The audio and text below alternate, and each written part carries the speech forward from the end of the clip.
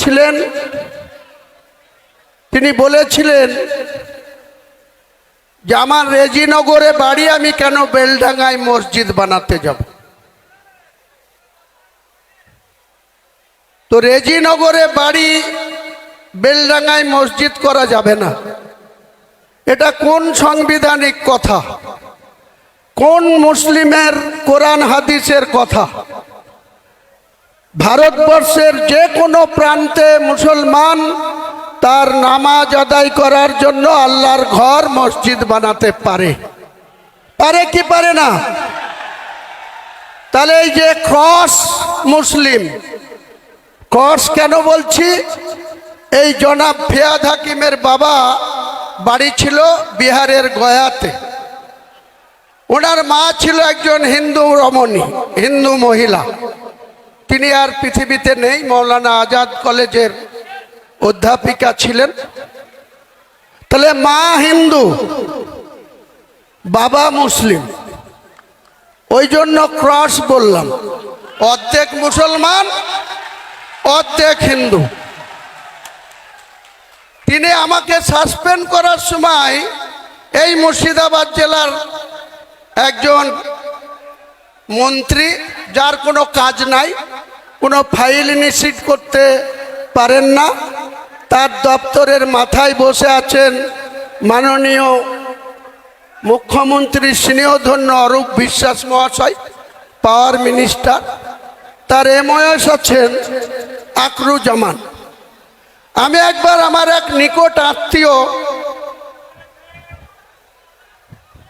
এক বোন, মালদার ইংলিশ বাজারে বিয়ে হয়েছে। এই পাওয়ার দপ্তরে তিনি উচ্চ পদে আসীন আছে, একই জায়গায় পোস্টিং আছে প্রায় 10 বছর ধরে।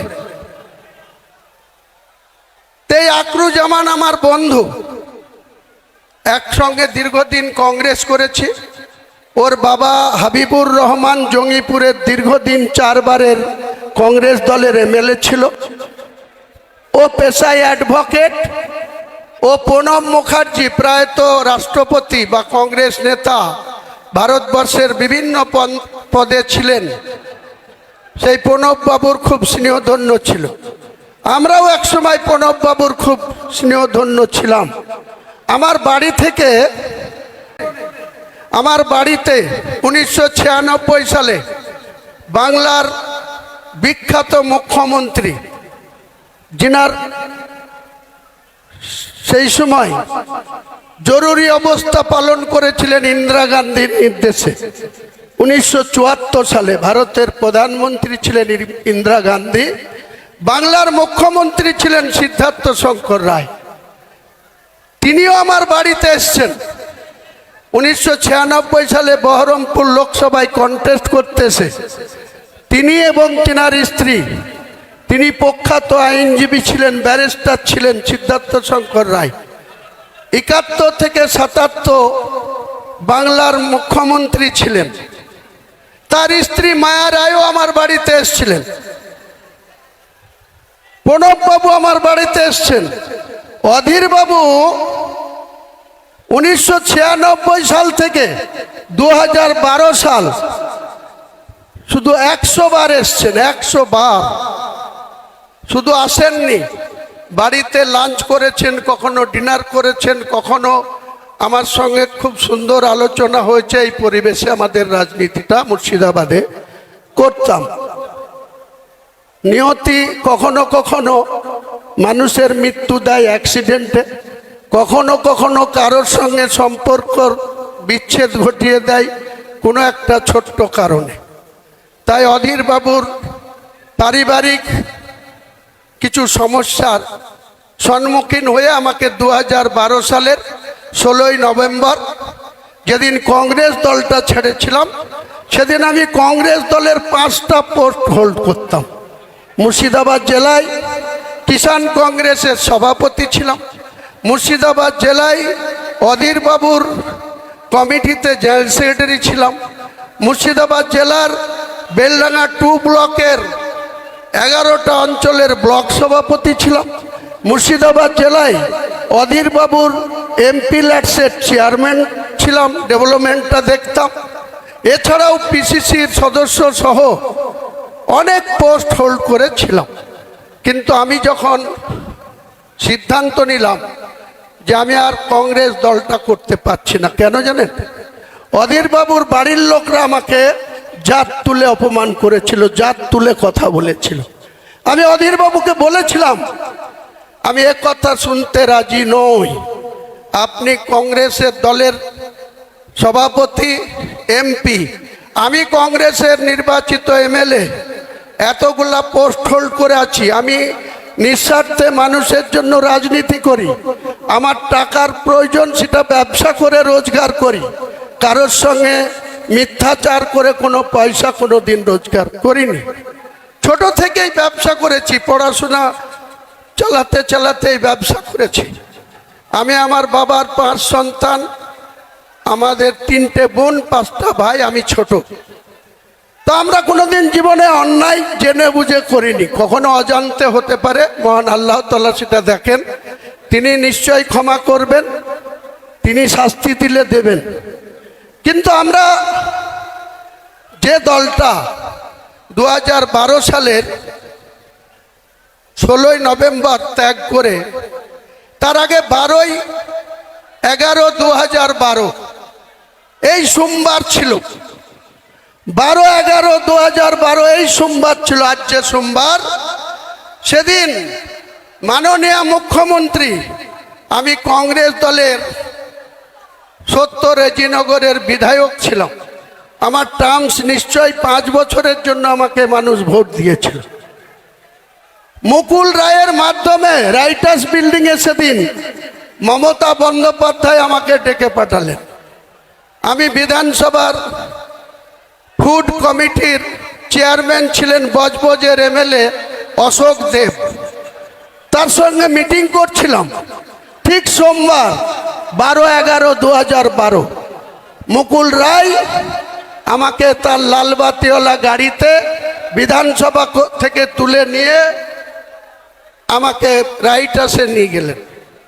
রাইটার্সে মুখ্যমন্ত্রী সবসময় কাজে ব্যস্ত থাকেন, তিনার অনেক ব্যস্ততা। তার মধ্যে দিয়েই আমাকে 35 মিনিট সময় দিলেন এন্টি চেম্বারে। উনি আর ওনার সেক্রেটারি গৌতম সান্যাল, আজও আছে তার পিছনে, গৌতম সান্যাল আর আমি আর উনি।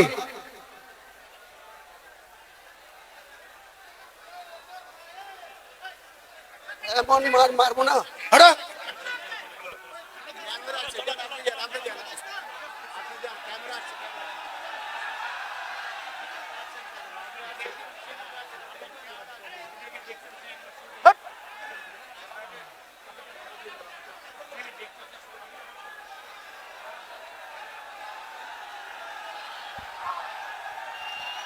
তো আমি সেদিন মমতা বন্দ্যোপাধ্যায়ের সঙ্গে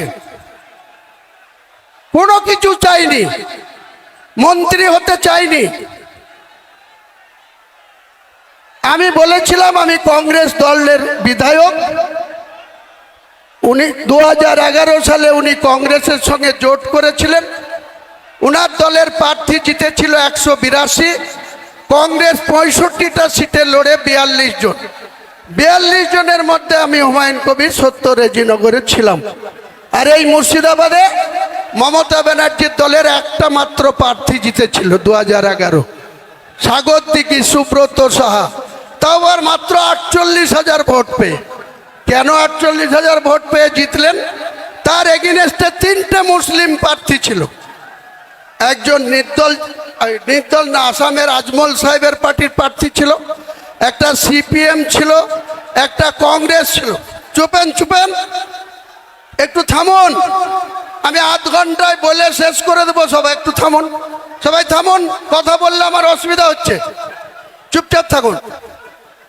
তো সেদিনকে মাত্র 48,000 ভোট পেয়ে এই 22টা বিধানসভার মধ্যে সাগরদিঘি বিধানসভাটা তৃণমূল পেয়েছিল। তাহলে তৃণমূল নামক দলের কি শক্তি ছিল মুর্শিদাবাদ জেলায়, আপনারা একটু ঠান্ডা মাথায় চিন্তা করুন।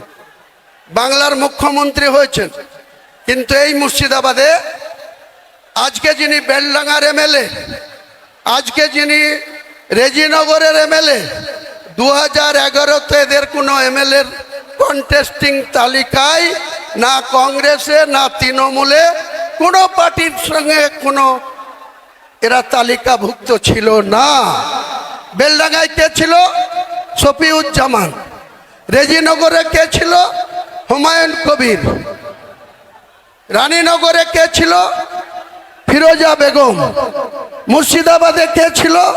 শাউনি সিংহ রায়। রঘুনাথগঞ্জে কে ছিল? আকরুজ্জামান।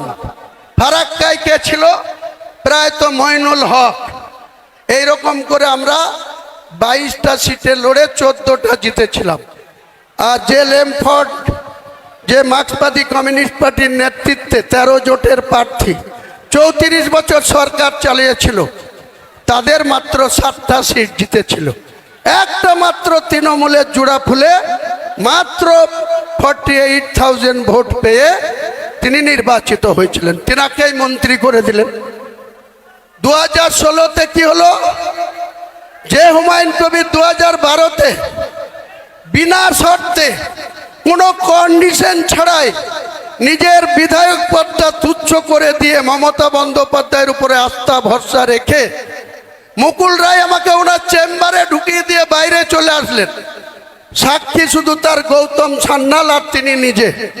আমি আজকে আবার একবার মমতা ব্যানার্জিকে চ্যালেঞ্জ করছি, আপনার যদি সত্যি কথা বলার মানুষের কাছে সৎ সাহস থাকে, তাহলে আপনার প্রিয় চ্যানেল 18 একদিন আপনি বসুন, বিশ্ববাবু মজুমদার বসবে আর আপনি বসবেন আর আমি বসবো আমি।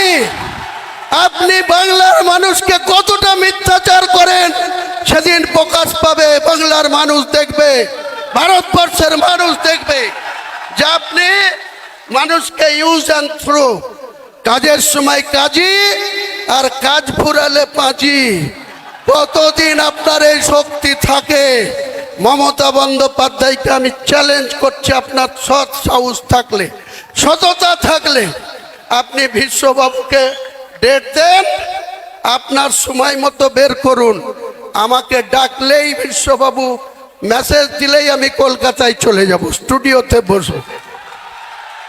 আপনার সঙ্গে যদি আমি কোনো গদ্দারি করে থাকি, কোন রকম কোনো অসহযোগিতা করে থাকি, নিশ্চয়ই আপনি বলবেন। আর আপনি আমার সঙ্গে কতটা মিথ্যাচার করেছেন, কত রকম মিথ্যাচার করেছেন, সেদিন বাংলার মানুষকে একবার নতুন করে আর একবার মনে পড়াবো, জানাবো। সিদ্ধান্ত নেওয়ার মালিক বাংলার জনগণ, সিদ্ধান্ত বাংলার মানুষ নেবে। আপনি আমাকে বলছেন গদ্দার। আপনি রাতের অন্ধকারে মালদা থেকে এসে আপনি আমাকে সাসপেন্ড করার কার সাথে কথা বললেন? লালগুলার বিধায়ক মোহাম্মদ আলী, ওই রঘুনাথগঞ্জের বিধায়ক মন্ত্রী আকরুজ্জামান, মুর্শিদাবাদের এমপি আবু তাহের খান, বহরমপুর পৌরসভার পৌরপিতা নারুগোপাল মুখার্জি, কাঁদির বিধায়ক সাংগঠনিক সভাপতি অপূর্ব সরকার, তাদের সঙ্গে বসে আলোচনা করে বললেন যে হুমায়ুন কবিরকে যদি দল থেকে সাসপেন্ড করি বা বের করে দিই, মুর্শিদাবাদের ক্ষতি হবে? তারা নির্দ্বিধায় বলে দিল কোনো ক্ষতি হবে না। আমি মমতা ব্যানার্জি আপনাকে মুর্শিদাবাদে 2011-তে একটা পেয়েছিলেন, আর 2004-এ আমাকে প্রার্থী না দিয়ে শুভেন্দুর কথায় 22টা প্রার্থী দিয়ে 4টে জিতেছিলেন। আর হুমায়ুন কবির আবার আপনার হাতে পায়ে ধরে এই তৃণমূলে এসে 20টা পায়ে দিয়েছিলাম। আজকে চ্যালেঞ্জ আমার, কোন শক্তি থাকলে মুর্শিদাবাদে আপনি খাতা খুলে দেখাবেন। মুর্শিদাবাদে 22টা সিটে আপনি খাতা খুলবেন। 2 বিজেপি আছে, বিজেপি হয়তো 2-1টা সিট বাড়িয়ে নিতে পারে। তাদের যা কৌশল, তাদের যা অর্থবল, তাদের যা কৌশল অবলম্বন করে চলছে। কিন্তু আমি চ্যালেঞ্জ করছি, আমি বেঁচে থাকলে মমতা বন্দ্যোপাধ্যায় জুড়া ফুলের জিরো করব, জিরো করব, জিরো করব। আর ওই করিমপুরে লাত খাওয়া নেতা জয়প্রকাশ মজুমদার, ও আমার কাছে রাজনীতিতে নকরযোগ্য না। একটা লুঙ্গি পড়া লোকের লাত খেয়ে সে তৃণমূলের নেতাদের হাতে পায়ে ধরে সহকারী সভাপতি হয়ে বড় বড় লেকচার মারছে। আবার আরেকজন আছে, তার কথা তো বলতেই আমার ঘৃণা লাগে, কুণাল ঘোষ না ছিনাল ঘোষ। এই কুণাল ঘোষ আবার বলছে ক্ষমতা থাকলে ব্রিগেডে করে দেখাক। হ্যাঁ কুণাল ঘোষ, হ্যাঁ মমতা ব্যানার্জি, তোমাদেরকে আগামী জানুয়ারি মাসে আমি ব্রিগেড ময়দানে সভা করে দেখাবো। তোমাদের রাজনৈতিক মৃত্যু ঘণ্টা সেদিন বাজিয়ে দিব কলকাতার ব্রিগেড। পারলে তোমরা ঠেকিয়ে নিও, পারলে হুমায়ুন কবিরকে রুখে দিবা। আমি তারিখ ঘোষণা করছি না, 31শে জানুয়ারির আগেই হবে, জানুয়ারি মাস পার হতে দেব না। কারণ আপনারা জানেন ব্রিগেড মাঠটা সেন্ট্রাল গভর্নমেন্টের আন্ডারে, তাদের এনওসি নিতে হবে। এনওসি তো অনেক কিছু আটকাবার চেষ্টা করবে, সে আমি নিশ্চয়ই চেষ্টা চরিত্র করে যদি আমি এনওসি পাই ব্রিগেডেই। আপনি এক সময় মমতা ব্যানার্জিকে কি বলেছিলেন? চোরের রানী বলেছিলেন।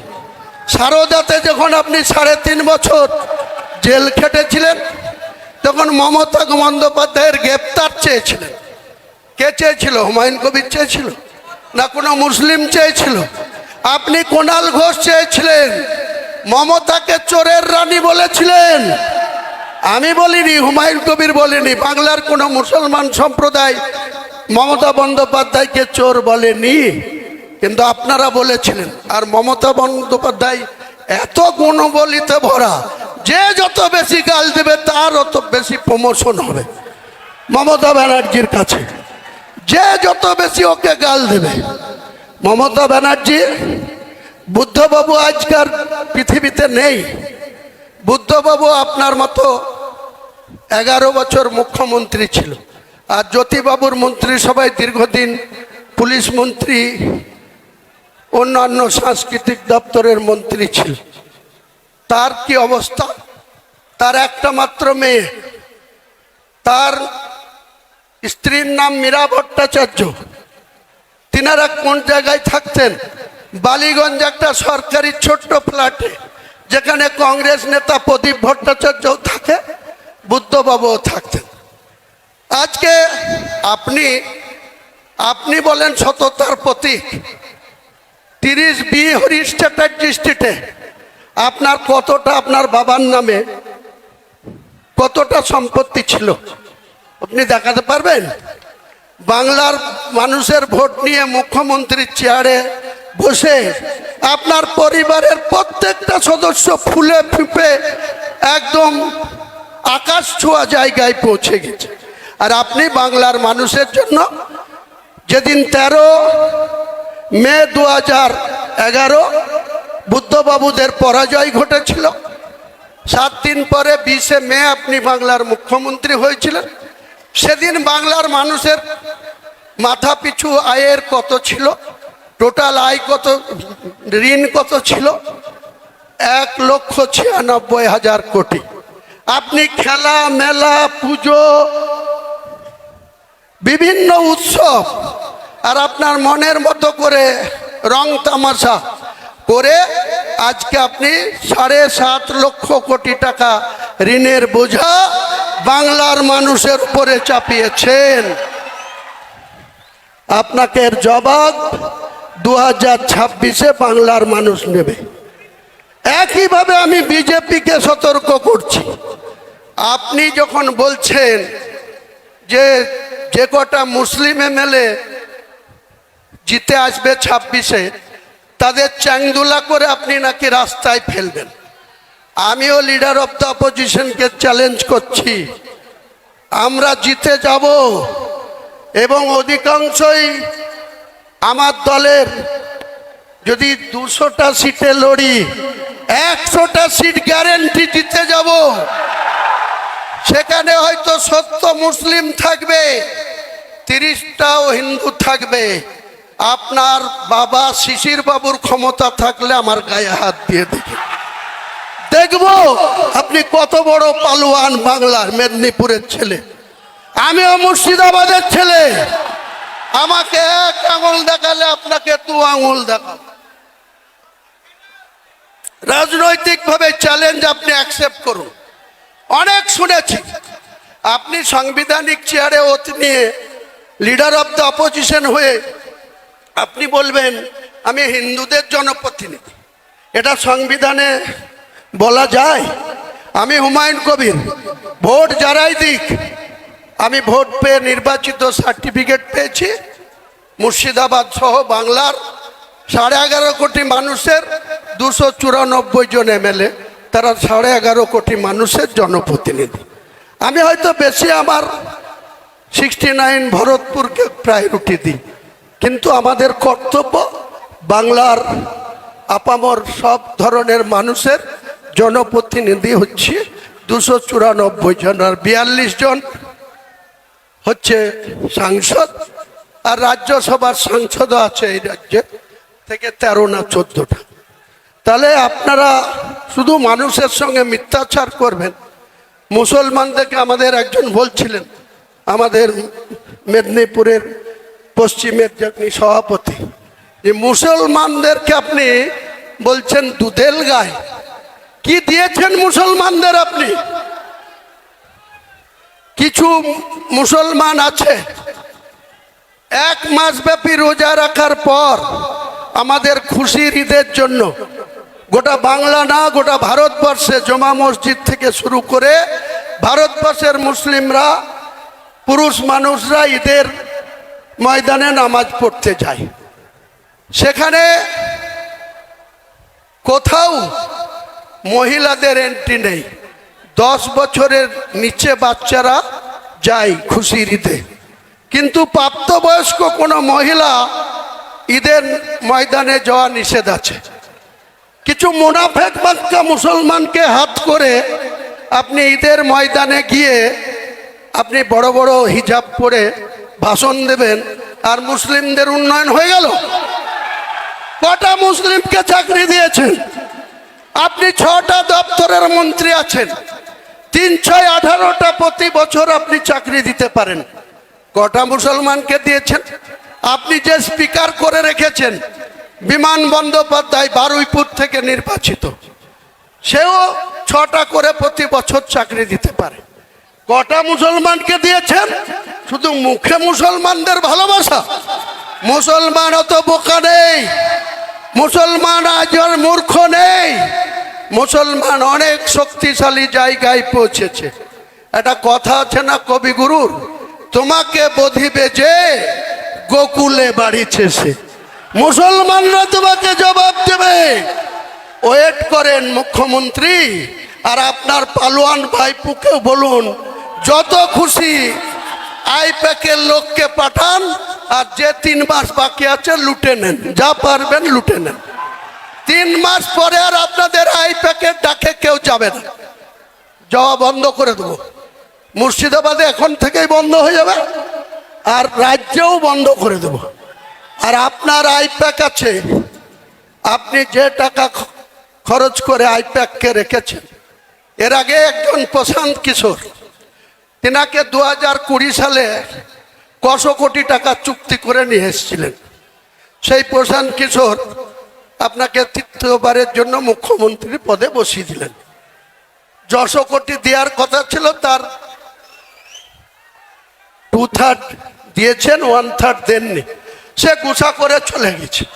তারই একটা সংস্থাকে আবার আইপ্যাক বানিয়ে 20 বছর, 28 বছর, 26 বছর, 30 বছরের নন বেঙ্গলি ছেলেদের এনে আপনি এখানে টাকা লুটছেন, আর মুখে বলছেন বাঙালি। মুখে বাঙালি। শত্রুঘ্না সিনহা কোন বাঙালি? ইউসুফ পাঠান কোন বাঙালি? কীর্তি আজাদ কোন বাঙালি? লজ্জা করে না আপনার মানুষকে ভাওতা দিতে, মিথ্যাচার করতে? আপনি হুমায়ুন কবিরকে বলছেন গদ্দার। সাহস থাকলে আপনি ওপেন চ্যালেঞ্জ করলাম, আপনি ডাকবেন, আমি চলে যাব, কোনো ভয় নেই। আমি উপরওয়ালা ছাড়া কাউকে ভয় পাই না। যা হবার হবে। আপনার সৎ সাহস থাকলে আপনি চ্যানেল 18-এ বিশ্ববাবুর চ্যানেলে বসবেন, আপনার ঠিক উল্টো চেয়ারে বসে আপনার প্রশ্ন উত্তরের জবাব আমি দেব, আর আপনি আমার প্রশ্নের জবাব দেবেন। এটাই আমার চ্যালেঞ্জ। আর আজ এই ডায়াস থেকে বেশি কথা বলবো না। আমাদের দলের নাম কি, দলের এজেন্ডা কি? আপনি একটু দম দিন।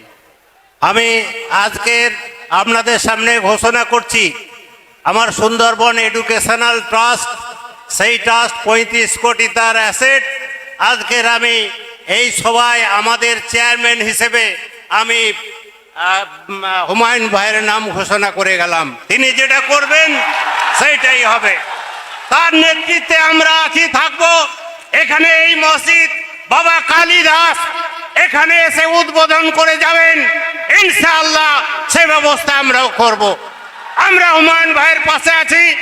যদি একটা মাথা নয়, যদি আর একটা মাথা দরকার হয়, তাহলে শাহজাহান মল্লিকের মাথাটা আমি আজকে সমর্পণ করে গেলাম, ইনশাআল্লাহ। এই বলে বক্তব্য।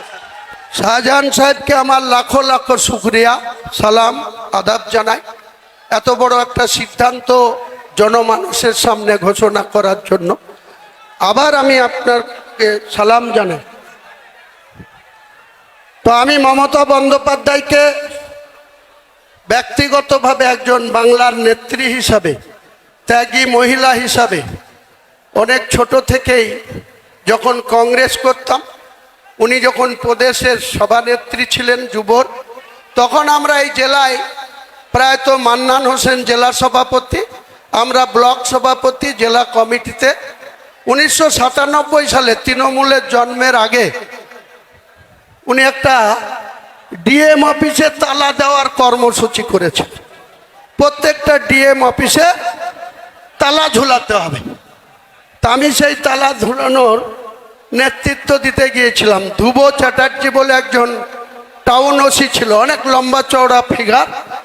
তো আমরা তালা অন্যভাবে পকেটে নিয়ে এবং ফাইল নিয়ে ডিএম অফিসে কাজ আছে বলে ঢুকে আমরা ডিএমকে ভেতরে ছিল, তালা লাগিয়ে দেওয়ার নায়ক হুমায়ুন কবির ছিল। তারপরে বহরমপুর থানা আমাদেরকে অ্যারেস্ট করে নিয়ে গিয়েছিল। আমাদের এমন নেতা মান্নান সাহেব জেলা সভাপতি, আমাদের 47 জনকে যখন অ্যারেস্ট করে পিজন ভ্যানে তুলল, মান্নান সাহেব অমনি ওপারে খাগড়া স্টেশনের বাড়িতে চলে গেল। আমরা সারা দিন না খেয়ে, বেলা 11টায় অ্যারেস্ট হলাম, সারাদিন না খেয়ে বহরমপুর লকআপে। আমার প্রায়ত নেতা, আমার রাজনৈতিক গুরু মির্জাপুরের নুরুল ইসলাম চৌধুরী আর তৎকালীন বহরমপুরের এমএলএ মায়ারানী পাল, তারা রাত্রি 10টার সময় গিয়ে আমাদের জামিন করে নিয়ে আসলো। তা আপনি সেই দলের নেতৃত্ব, আপনি সে তখন কি করতেন এত ইতিহাস আমার জানা আছে। আমার মনেও আল্লাহ অনেক রেখে দিয়েছে, আমার মেমোরি অনেক সাপ আছে, ডেট, তারিখ, সময়, সাল সব আমি বলতে পারি ঘন্টার পর ঘন্টা। আপনি বেশি আমাকে উল্টো পাল্টা কথা বলবেন না, তাহলে আপনার পরিবারের আয়ের কি উৎস, কিভাবে আপনি এত পরিবারের আয়ের উৎস পেয়েছেন? এমনিতেই তো কাঠগড়ায় আছেন, পরিবারের সদস্যরা প্যানিকে ঘুমায় রাত্রেবেলায়, সুস্থভাবে আমাদের মতো কৃষকদের মতো সাধারণ মানুষের মতো ঘুমাতে পারে না। 200 জন পুলিশ লাগে আপনার ভাইপুকে রাত্রি বাস করতে। যেদিন ক্ষমতাটা চলে যাবে এই পুলিশ কোথায় থাকে সেটাও আমরা দেখবো আগামী দিনে। এই পুলিশ কার হয়ে কাজ করে? আর মুর্শিদাবাদের পুলিশ প্রশাসনকে আমি আজকে আমাদের সাপোর্ট দেওয়ার জন্য ধন্যবাদ জানাবো। কারণ বিগত 6 তারিখে এই জেলার পুলিশ, রাজ্যের পুলিশ অনেক অসহযোগিতা করেছে। কালকে ছোট্ট একটা ঘটনা ঘটেছে। হুগলির একজন ব্যক্তি আতাহার সাহেব, তার বয়স 66 বছর। তিনি আমার দলের কমিটিতেও আছে। তিনি আজ সকাল সকাল বাড়ি থেকে বেরিয়ে এখানে আসার কথা ছিল। রাত্রি 10টার সময় জনাব ফিয়াদ হাকিমের কিছু গুন্ডা গিয়ে তার বাড়িতে তার মিসেসকে, তার স্ত্রীকে, তার ছেলেকে অনেক ধমকি দিয়ে এসছে। আমি ফিয়াদ সাহেবকে বলছি, আমার যেদিন মাথা গরম হবে সেদিন কিন্তু আপনাকে প্রয়োজন হলো ওই ব্রিগেডের সভা থেকেই লক্ষ লক্ষ লোক নিয়ে গিয়ে আপনার মেয়র অফিস ঘিরব। দেখবো আপনি কত চুমকাতে পারেন লোককে, কত আপনি ক্ষমতা দেখাতে পারেন লোককে। এসব করবেন না আমার সঙ্গে। আমি এমনি খুব ভালো, আমি এমনি সাদামাটা, এমনি মাছের ঝোল ভাত আর পুস্তুর বড়া খেয়ে আর আলু সিদ্ধ খেয়ে থাকি। তার মানে এই নয় আমার শক্তি মাপতে যাবেন না, জনগণই আমার শক্তি। মুর্শিদাবাদের প্রশাসনকেও আমি বলছি, কয়েক জায়গায় গত কয়েকদিনে রানীনগরে, ইসলামপুরে, আরও কিছু জায়গায় মৃদু হুমকি এসছে যে হুমায়ুন কবিরের মিটিংয়ে যাওয়া যাবে না। তো এসব করেন না। চাকরি করছেন, চাকরি করেন, ল অ্যান্ড অর্ডার দেখার কাজ করেন, কারণ পাশা ঘুরে যাবে। আপনারা যে নেতার কথাই চলছেন, আপনারা একবার মনে করুন তো, বুদ্ধবাবু 235 নিয়ে 2006 থেকে 2011 ছিল। 2011 এসে 9 এসে একজন মাত্র এমপি ছিল মমতা ব্যানার্জি, একা। 2004 থেকে 9 কংগ্রেসের 6 ছিল, লেফট ফ্রন্টের 35 ছিল। পাশা ঘুরে গেল, কেমন মানুষ ঘুরিয়ে দিল। 2009-এর পরেই 2011 মুখ থুবড়িয়ে বলল 34-এর বামফ্রন্ট সরকার। তাদের স্ট্রেংথ কত ছিল? 235। আপনার কত আছে? এধার ওধার ভাঙিয়ে এনে 220। এই 220-কে তুড়ি মেরে উড়াবো, 220-কে তুড়ি মেরে উড়াবো। বাংলার রাজনীতিতে আমাকে বলা হচ্ছে ভোট কাটুয়া। আরে 2,82,000 মুসলমান ভোট আছে। 2,82,000-এর মধ্যে ধরে নেন 2,30,000 মানুষ ভোট দিতে যাবে। 30,000 পাতাখোর আছে, 30,000 পাতাখোর আছে, তাদেরও বাদ দেন।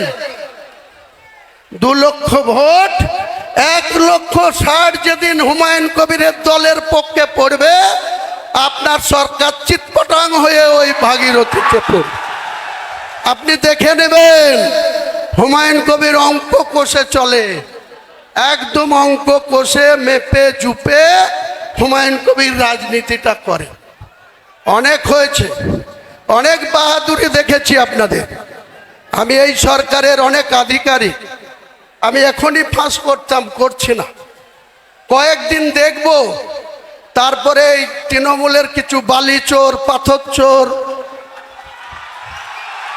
জেলা পরিষদের সেক্রেটারি ডাইরেক্ট কন্ট্রাক্টরদের সাথে 1.5 কোটি টাকা গুনে নিচ্ছে। ফুটেজ রেখে দিয়েছি, অপেক্ষা করো বাবা গো। তারপরে 10 লক্ষ টাকা আবার অ্যাকাউন্টে নিয়েছে। এত বড় স্পর্ধা। আর মমতা হচ্ছে সতী সাত্রী সাবিত্রী, নেত্রী হচ্ছে খুব সতী সাত্রী সাবিত্রী। আপনার দলের আধিকারিকদের এত স্পর্ধা হয় কোথা থেকে?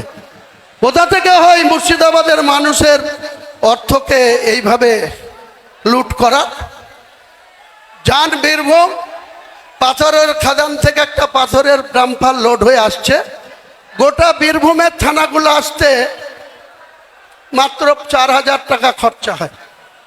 যেই মুর্শিদাবাদের বেলগ্রাম ঢুকবে বড়ুয়া থানায়, শুরু হয়ে যাবে একাই একটা থানাতে 4,000।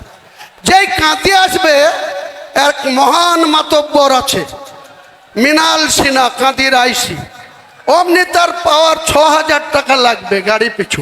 তাহলে 4 আর 6 10,000। বহরমপুর এসে হেডকোয়ার্টার, সেটা আবার নেমে যায় 2,000। এই তুলাবাজির ভাগ কে নেয়? তুলাবাজির ভাগ কোথায় যায়? ওয়াকফ নিয়ে আপনি বললেন মুসলমানদের কোনো চিন্তা নাই, আমি মুখ্যমন্ত্রী থাকতে ওয়াকফ নিয়ে তোমাদেরকে ভাবতে হবে না। আমি একাই ওয়াকফ আইন মানছি না, অ্যামেন্ডমেন্ট মানছি না। কে বলেছিল? মুখ্যমন্ত্রী বলেছিল না আপনারা বলেছিলেন? বলেছিল। এবং সুতি থেকে, মুর্শিদাবাদের সুতি থেকে 6 মে 2025 উনি পরিষ্কার বললেন, আমি ওয়াকফ নিয়ে এখানকার মুসলমানদের কোনো আন্দোলন করতে দেব না। তাদের যদি আন্দোলন করার ইচ্ছা হয় দিল্লিতে যাক, দিল্লিতে গিয়ে আন্দোলন করুক। আপনার এত স্পর্ধা, আপনি রাজ্যের মুখ্যমন্ত্রী, গোটা রাজ্যের মানুষকে সুরক্ষিত রাখা আপনার মরাল ডিউটি, আপনি সেটা না করে মুসলমানদেরকে এত তাচ্ছিল্য। আপনার বেলার অফিসগুলা, ল্যান্ড দপ্তরের মন্ত্রী আপনি, বেলার অফিসগুলা কিভাবে লুট করছে, ন্যায্য জমি, খতিয়ানভুক্ত জমি তাদের মিউটেশন করতে গিয়ে 2 নম্বরই করছে। কার জমি কার নামে রেকর্ড করে দিচ্ছে। বাপদাদার আমল থেকে ঈদগাহ, কবরস্থান, এমনকি হিন্দুদের যেটা বার্নিং ঘাট, সেসবের জায়গাও আপনার চুরি করতে দ্বিধা করেন না আপনি, আপনার বেলারোর। আর আপনি সতী সাবিত্রী সাজেন, মুখে সতী সাবিত্রী সাজলে হবে না। আর মুসলমানদেরকে মুখে ঈদের ওই রেড রোডে গিয়ে নামাজ পড়লে হবে না। আগামী ঈদ আসছে, বাবরি মসজিদ যেখানে ঘটছি, প্রথম জুম্মাতে 1 লাখ, দ্বিতীয় জুম্মায় হয়েছিল 2 লাখ।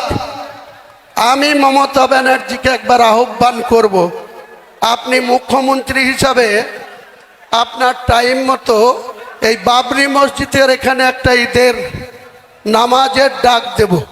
মুর্শিদাবাদের মানুষ কতটা আসবে ঈদের ময়দানে নামাজ পড়তে, আর আপনার ওই রেড রোডের ময়দানে কত লোক থাকে সেটা একবার পরীক্ষা করে নেবেন, মাপজোক করে নেবেন। কাজেই আপনি আপনার মতো চলুন। ফেব্রুয়ারি মাসটা আমাদের পুলিশের চুমকানি ধুমকানি একটু সহ্য করতে হবে। যারা সহ্য করবেন, অতিরিক্ত মাত্রায় করলেই আমাকে জানাবেন। আমি যদি আমার নজরে আসে, পুলিশ যদি হুমায়ুন কবিরের পার্টিতে যোগদান করার জন্য, এই মিটিংয়ে আসার জন্য মুর্শিদাবাদ সহ বাংলার কোনো থানা যদি মিথ্যা মামলা দেয়, যদি আননেসেসারি হয়রানি করে, জেলায় হলে তো 48 ঘন্টার মধ্যে থানা ঘিরব, আর রাজ্যের যে কোনো জায়গায় হলে 72 ঘন্টার মধ্যে সেই থানায় মমতা বন্দ্যোপাধ্যায়ের পুলিশের বিরুদ্ধে ডেপুটেশন হবে। আর শুধু ডেপুটেশন হয়ে খালি খালি চা খেয়ে বাড়ি আসবো না। যে মিথ্যা মামলা দিচ্ছেন সেই মিথ্যা মামলাকে উইথড্র করাবো, তা নাহলে এক একটা থানার ইট খুলে নেব, এক একটা থানার ইট খুলে নেব। পাল্লা আটকে নেবেন, কত পুলিশ আছে, কত গুলি চালাতে পারেন, কত আপনার স্ট্রেংথ আছে। হুমায়ুন কবিরের সঙ্গে লক্ষ লক্ষ জনতা আছে। আজ থেকে শুরু হলো আমার চ্যালেঞ্জ। আমি এই মমতা বন্দ্যোপাধ্যায়ের মিথ্যাচার, তুলাবাজ, জুয়ুচোর, জেল খাটা মন্ত্রীদের লজ্জা নাই।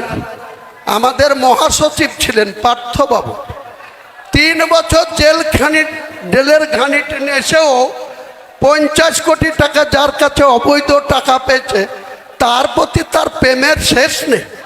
বলছে আমি এখনো অপাকে ছাড়তে পারবো না। যেদিন দুনিয়া থেকে পটল তুলবা সেদিন অপার দায়িত্ব কে নেবে?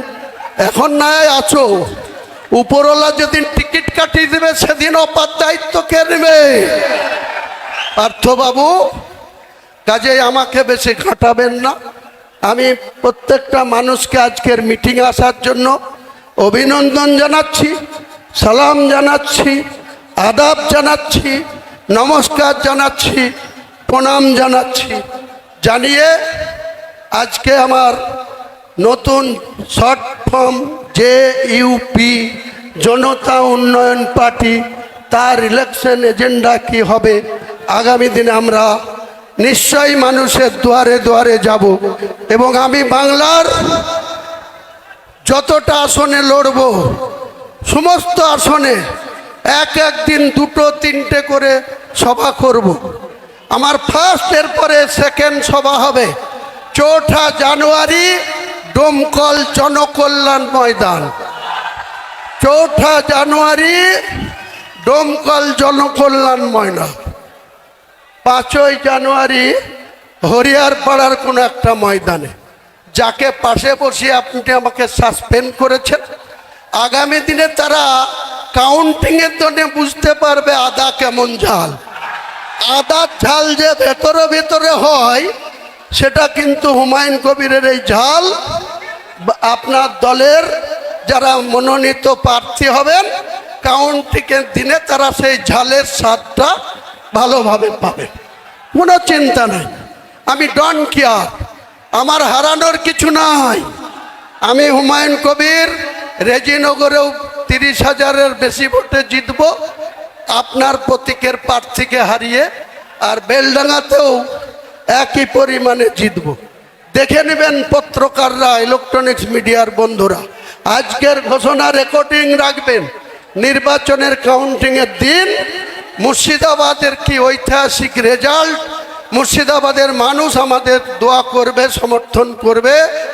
আপনারা সেদিনকার জন্য একটু অপেক্ষা করুন।